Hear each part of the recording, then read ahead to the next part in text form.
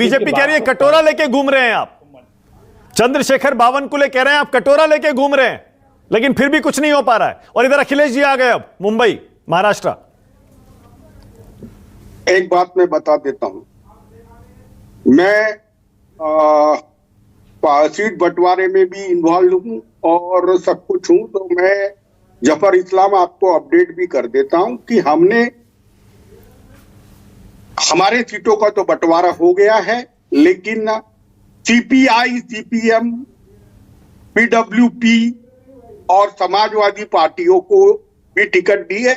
और अबू आजमी जो मेरे मित्र है, वो कन्विंस है। और यहां पर जो कुछ भी नैरेटिव आप बता रहे हैं, ऐसा कुछ भी नहीं है।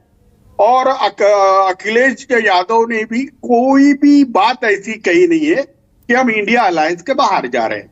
और एक बात बता रहा हूं, महाराष्ट्र ये पहला राज्य रहेगा जिसमें सिविल सोसाइटी के लोगों को भी हम टिकट देके अकोमोडेट कर रहे हैं, तो ये बहुत बड़ी बात है। अब बात आती है टिकटों की, तो मुझे लगता नहीं कि कहीं टिकटों में कोई विवाद है। और महाराष्ट्र में महाविकास आघाड़ी एक संघ है, ये मुझे कॉन्फिडेंस क्यों है, क्योंकि ये चुनाव जनता लड़ने को जा रही है। हाँ, जो भी गद्दारी करेगा उसकी हालत बहुत खराब है, मैं अभी बता रहा हूं। अब आप बता रहे थे हरियाणा से कंपेयर करते हो आप। हरियाणा यह यवतमाल जिले से भी छोटा कॉन्स्टिट्यूंसी थी, एक हमारे डिस्ट्रिक्ट के हिसाब से। मैं अभी बता रहा हूं, यवतमाल उस स्टेट से भी ज्यादा कम पॉपुलेशन है। लेकिन मैं एक बात क्लियर कर रहा हूं, वहां हरियाणा में 5 सांसद कांग्रेस के आए थे, 5 सांसद बीजेपी के आए थे, और परसेंटेज दोनों का भी 8-8% बढ़ा।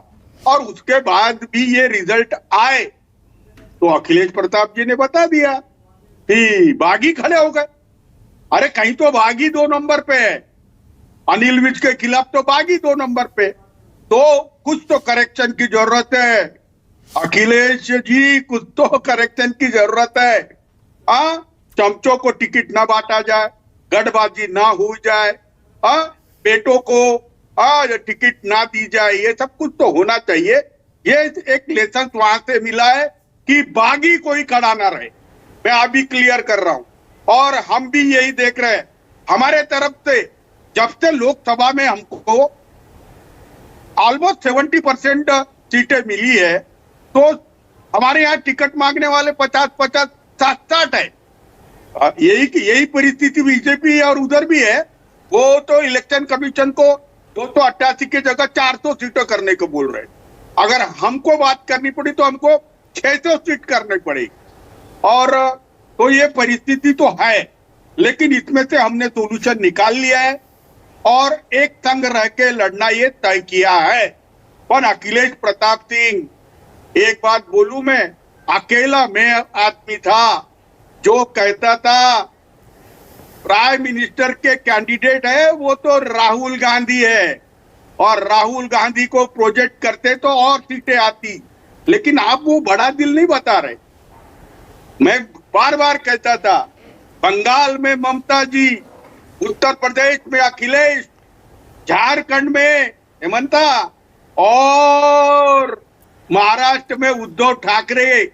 आप उद्धव ठाकरे को आप समझते क्यों नहीं? आपके कई नेता ने अब आए मुद्दे पे किशोर तिवारी, अब आए मुद्दे पे। आप ये अभी भी डिमांड कर रहे हैं कि उद्धव ठाकरे को सीएम फेस अनाउंस किया जाए? देख लीजिए, एक मिनट जफर, देखिए, एक मिनट जफर, खुश मत हो इतना। तुम्हारे आंसू देवेंद्र की आंखों में आज भी है। तुम्हारा तो सुपड़ा साफ होने वाला है, ये तय है। लेकिन मैं जो बोलता हूँ वो वास्तविकता को पकड़ के रहता हूँ।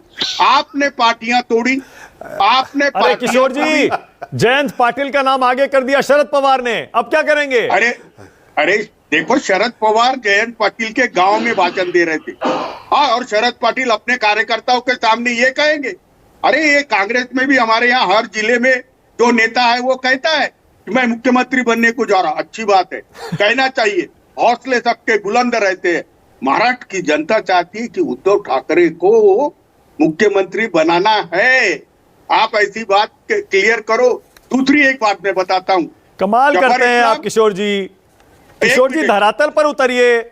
2019 का नतीजा याद करिए, 56 सीटें आई थी 288 में से, 16% वोट। आप सीएम का पद मांगने लगते हैं, मुख्यमंत्री का पद मांगने लगते हैं। 56 सीट में 16% वोट में आप मुख्यमंत्री का पद मांगते हैं। कमाल करते हैं। अरे देखो, बड़ी बड़ी अरे पार्टियां महाराज- बैठी हैं। 25% वोट वाली बीजेपी है, कांग्रेस को पिछली बार 16% वोट था करीब, एनसीपी को 17% वोट था। मैं बता रहा हूं, आज के हालात ऐसे नहीं है। यही परसेंटेज में हम सीएम बने थे और उद्धव जी ने बहुत अच्छा काम किया है। महाराष्ट्र के अंदर उद्धव जी की एक आंधी चल रही है और राहुल गांधी उस बात को समझते हैं। मैं अभी बता रहा हूं, लेकिन जफर इस्लाम से मैं पूछना चाहता हूं, जो बता नहीं रहे। अभी अभी एकनाथ शिंदे और अजीत पवार को अमित शाह जी ने बुलाया और त्याग करने के लिए कह रहे थे।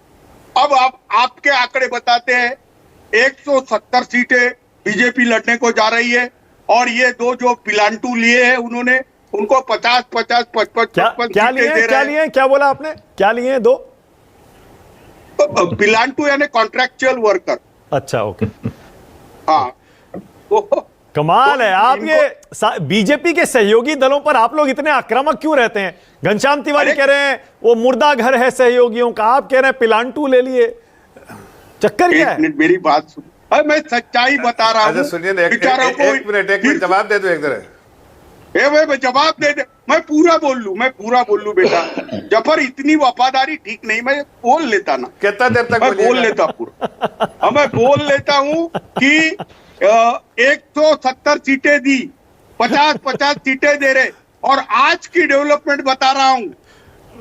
एकनाथ शिंदे को कह रहे कि 10-15 कैंडिडेट हम तुमको देंगे, यानी हायर पे, और अजीत पवार को भी यही बोल रहे। और किशोर एकनाथ जी शिंदे किशोर जी आप महायुति की खबरें मत बताइए, अंदर की अपनी बताइए ना। कितनी सीटें बता रहे हैं ये तो बताइए। जो बंटवारा हुआ है कितनी सीटों पे हुआ है, अखिलेश जी को कितनी सीट दे रहे हैं, थोड़ा बता दीजिए। नहीं, अखिलेश जी से अबुजाब जी से बात हुई है। 4 से 5 सीटों पे वो कन्विंस है और अखिलेश जी जो प्रचार करने को आए उससे माहौल ही बनेगा, क्योंकि मालेगांव और धुलिया हाँ। यहाँ पर यहाँ माहौल बनेगा, बम्बई में भी माहौल बनेगा। ठीक है। और अबू आज भी ये कर्मठ नेता है, वो चाहते हैं कि निकम्मी और महाराष्ट्र पे आक्रांताओं का जो और अभी बाकी हल्ला बाकी हो तीनों गया। में क्या बंटवारा होगा? बाकी तीनों हमारे हाँ नहीं, देखो कांग्रेस ने ज्यादा सांसद चुन के आए थे, तो कांग्रेस की सीटें करीबन 120 के आसपास होगी, हमारी 100 के पास आसपास होगी। तो और कांग्रेस को लेफ्ट या उनकी विचारधारा वालों को एडजस्ट करना पड़ेगा हमको। ओके, सुशील सिविल व्यास सोसाइटी